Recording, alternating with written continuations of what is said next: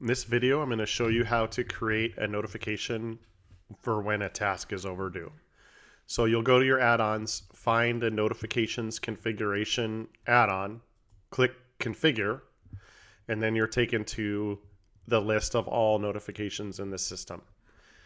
What you're going to want to do here is choose the role you're going to notify a role, the item assignee, when the item is overdue by however many days. Let's say if it's overdue by 3 days, then it'll send the alert to the assignee when it's overdue by 3 days. You're probably going to want to say also only for projects that are active, like that. Then these other three options here, online, email, and IM, that means it's going to go out via email and it'll show up online in the list up here in the notifications list.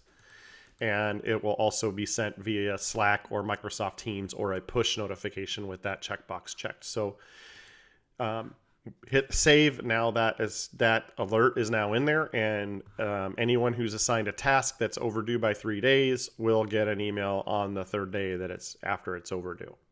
But please note that there already is an alert there that the item assignee gets a notification when the item is due. So they will get one notification when the item is already due, and they'll get one when it started. This one will send another email after 3 days of it being still not done.